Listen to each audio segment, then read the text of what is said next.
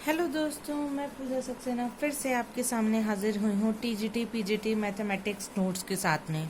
आप सभी लोगों की डिमांड पर मैंने क्या किया है, अब कॉन्सेप्ट भी स्टार्ट किए हैं। पहले मैं इम्पोर्टेंट कॉन्सेप्ट आपको एक्सप्लेन करूँगी, फिर उस पर बेस्ड क्वेश्चंस कराऊंगी या कहीं वो कॉन्सेप्ट आपको एक्सप्लेन करूंगी जो एग्जाम पॉइंट ऑफ व्यू से डायरेक्ट इम्पोर्टेंट है, या कहीं जिस पर based direct question TGT PGT में पूछ लिए जाते हैं। तो चलिए सबसे पहले बिना टाइम वेस्ट किए हम स्टार्ट करते हैं उसके बेसिक से, वेक्टर अलजेब्रा के बेसिक से। लेकिन दोस्तों, यदि आपको मेरे वीडियोस पसंद आ रहे हैं, क्वेश्चंस का कलेक्शन पसंद आ रहा है, मेरा एक्सप्लेन करने का मेथड समझ में आ रहा है, तो प्लीज़ मेरे वीडियोस को लाइक करिए, चैनल को सब्सक्राइब करिए, साथ ही बेल आइकन को प्रेस कर दीजिए ताकि मेरे वीडियोस के नोटिफिकेशन आपको टाइम टू टाइम मिल सके। चलिए स्टार्ट करते हैं हम वेक्टर अलजेब्रा। यदि मेरे पास में कोई एक वेक्टर है जिसको मैंने क्या कहा, वेक्टर आर, इसकी वैल्यू क्या है, एक्स आई प्लस वाई जे प्लस के जेड के, ये मैंने ए बी कह दिया। ए बी एक वेक्टर है, वेक्टर आर। तो सबसे पहले हम बात कर लेते हैं कि यदि हमें वेक्टर आर के मैग्नीट्यूड को निकालना है तो इसे हम स्केलर में small r, normal small r से रिप्रेजेंट कर देते हैं। और मैग्नीट्यूड निकालने का कॉन्सेप्ट होता है कि अंडर रूट में आई के कोफिशिएंट का स्क्वायर, आई का कोफिशिएंट क्या है, एक्स, उसका स्क्वायर प्लस लगाया, जे के कोफिशिएंट का स्क्वायर यानी वाई का स्क्वायर, और के कोफिशिएंट का स्क्वायर, के का कोफिशिएंट क्या है, जेड है, तो ये हो जाएगा जेड स्क्वायर। इस तरीके से हम किसी वेक्टर का मैग्नीट्यूड निकालते हैं।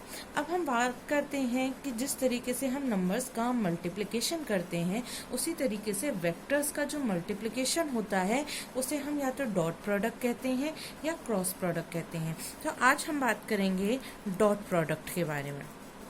किसके बारे में, डॉट प्रोडक्ट भी कहते हैं और इसे कहते हैं स्केलर प्रोडक्ट। डॉट प्रोडक्ट कह लीजिए या कह लीजिए आप scalar product. A dot B से रिप्रेजेंट करते हैं, इसका फॉर्मूला होता है mod of A mod of B cos theta.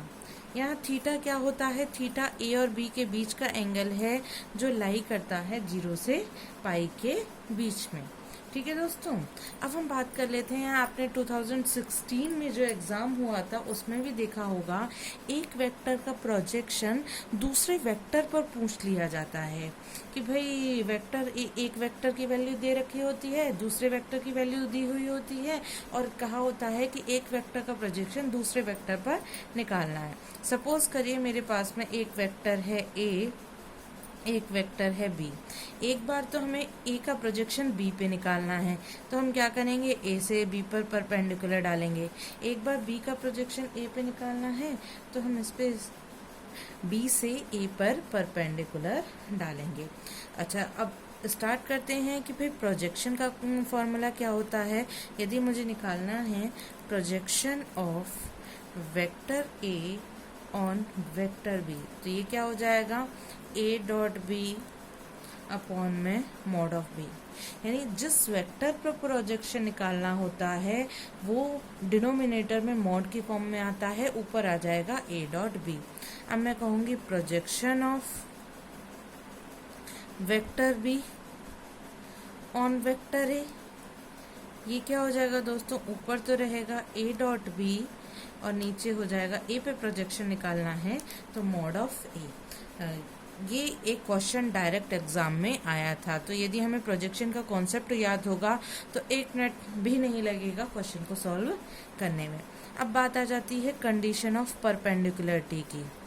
Condition of perpendicularity, यदि दो वेक्टर एक दूसरे के परपेंडिकुलर हैं तो उसकी कंडीशन क्या होगी, भाई एक दूसरे के परपेंडिकुलर हैं वेक्टर, तो उन दोनों के बीच का एंगल क्या हो जाएगा, 90 डिग्री हो जाएगा। cos 90 की वैल्यू होती है क्या, 0।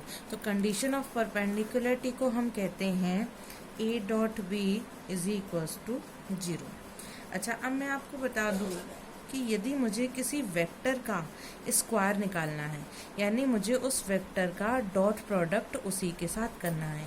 अब डॉट प्रोडक्ट का मतलब क्या हो गया, मॉड ऑफ ए कॉस 0, क्योंकि किसी एंगल का अपने आप से एंगल किसी वेक्टर का अपने आप से एंगल कितना होता है, 0 होता है।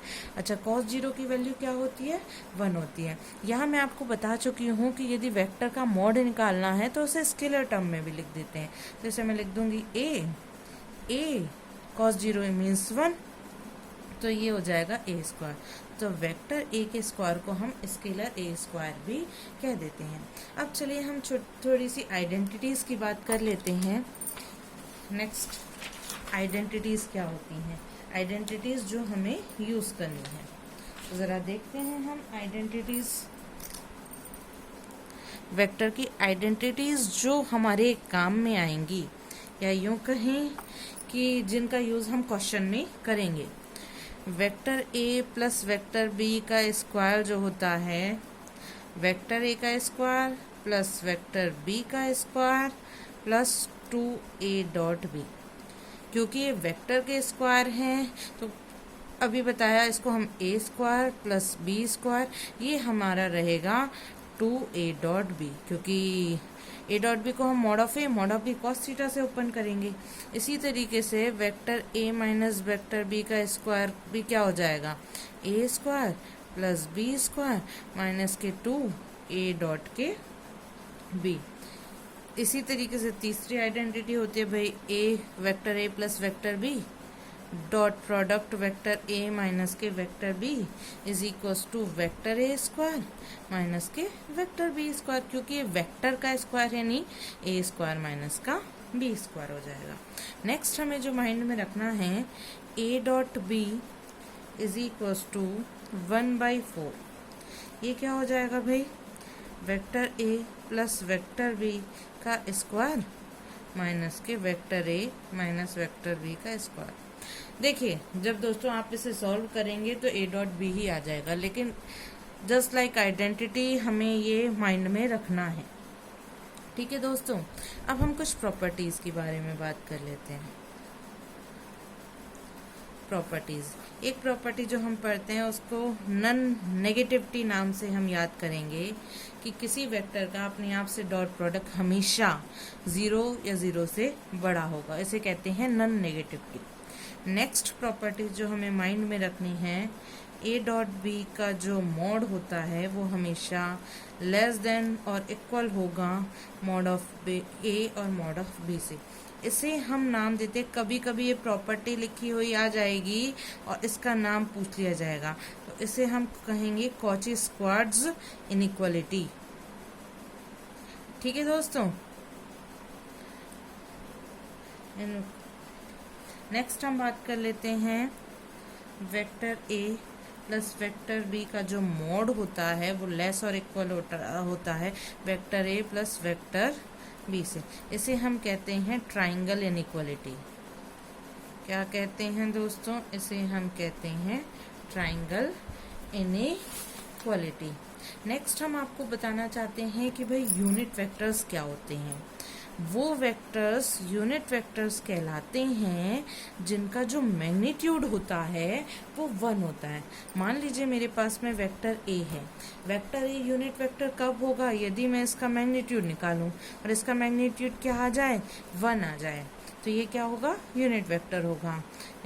वेक्टर r यूनिट वेक्टर कब होगा, जब उसका मैग्नीट्यूड क्या आ जाए, 1 आ जाए। ठीक है दोस्तों, नेक्स्ट कॉन्सेप्ट जो हम देखेंगे वो है हमारा इफ। एक क्वेश्चन की तरह पूछ लिया जाता है, इसलिए मैं आपको बता रही हूँ, इसका एक्सप्लेनेशन भी बताऊंगी ताकि आपकी झिझक खुलेगी कि क्वेश्चन किए कैसे जाएं। If a and b are unit vectors, a और b कैसे हैं, यूनिट वेक्टर्स हैं, और थीटा उन दोनों के बीच का एंगल है, and theta is the angle between them.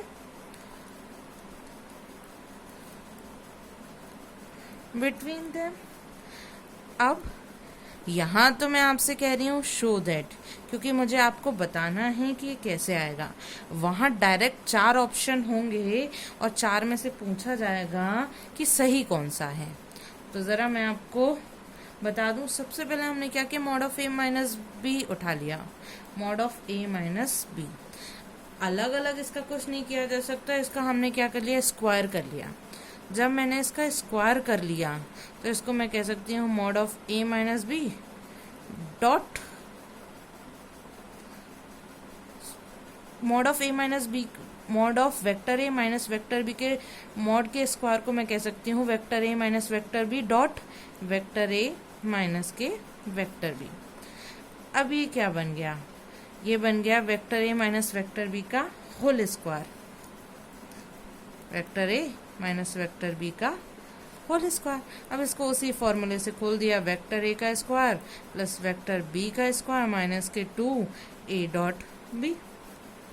अच्छा, ये इसको मैं कह सकती हूँ मॉड ऑफ ए का square plus mod of B का स्क्वायर माइनस के 2a डॉट बी। क्योंकि मैंने आपको क्या बताया था, किसी भी वेक्टर का स्क्वायर का मतलब क्या होता है, a डॉट ए, मतलब मॉड ऑफ ए कॉस 0। तो ये हो जाएगा किसी भी वेक्टर का स्क्वायर उसके मॉड के स्क्वायर के बराबर होता है। तो मैंने ये लिख लिया। अच्छा, अब इसको मैंने लिख लिया कि भाई किसी भी ए और बी कैसे हैं, यूनिट वेक्टर्स हैं, यूनिट वेक्टर्स हैं यानी इनका ए का भी मैग्नीट्यूड 1 हो जाएगा, बी का भी मैग्नीट्यूड 1 हो जाएगा। तो ये हो जाएगा 1 + 1 माइनस 2a डॉट बी। ठीक है दोस्तों। अच्छा, अब 2 माइनस 2a डॉट बी, यहाँ से हमने 2 कॉमन ले लिया, 1 माइनस a डॉट बी। अच्छा, अब a डॉट बी को ओपन कर दिया, mod of A mod of B cos theta, theta इन दोनों के बीच का एंगल है ना दोस्तों। तो ये हो जाएगा, अच्छा ए और बी तो यूनिट वेक्टर्स हैं, इनके मॉड की वैल्यू है 1, तो 1 × 1 1, तो खाली रह जाएगा यहाँ पे कॉस थीटा। अब यहाँ थीटा भाई 2 के फॉर्म में आ रहा है, तो यहाँ मैंने फॉर्मूला लगा दिया cos 2 थीटा वाला। cos 2 थीटा का फॉर्मूला क्या होता है दोस्तों, 1 माइनस के 2 साइन स्क्वायर थीटा। यहाँ cos 2 थीटा की बात कर रही हूँ मैं, यानी इस थीटा का, इस एंगल का हाफ हो जाता है। तो ये क्या हो जाएगा, ये हो जाएगा 1 माइनस के 2 साइन स्क्वायर थीटा बाई 2। अच्छा, अब क्या हो जाएगा, ओपन कर दीजिए, 1 minus 1 plus 2 sine square theta by 2। 1 से 1 कैंसिल हो गया, तो ये हो गया 2 × 2 4 साइन स्क्वायर थीटा बाई 2। ये किसके इक्वल चल रहा है, ये चल रहा है मॉड में a माइनस बी के होल स्क्वायर के। अब इसका स्क्वायर रूट ले लिया, तो vector a minus vector b का mod is equals to 2 sine theta by 2। तो यहाँ से साइन थीटा बाई 2 की वैल्यू क्या आ गई दोस्तों, साइन थीटा बाई 2 आ गया 1/2 मॉड में a माइनस का मॉड में b। यहाँ तो मेरे कॉन्सेप्ट चल रहे हैं, इसलिए मैंने आपको पूरा सॉल्व करके दिखा दिया दोस्तों। लेकिन कहीं ना कहीं जो हम क्वेश्चंस का कलेक्शन प्रोवाइड कर रहे हैं ना, उसमें ये क्वेश्चन मेंशन करूँगी मैं कि इसका रिजल्ट हमें डायरेक्ट याद करना है। चलिए दोस्तों, फिर मिलेंगे जहाँ मैं आपको कॉन्सेप्ट भी क्लियर करूँगी और क्वेश्चंस भी उठाऊँगी। फिर मिलेंगे दोस्तों इसी तरीके की वीडियोस के साथ। बाय बाय दोस्तों।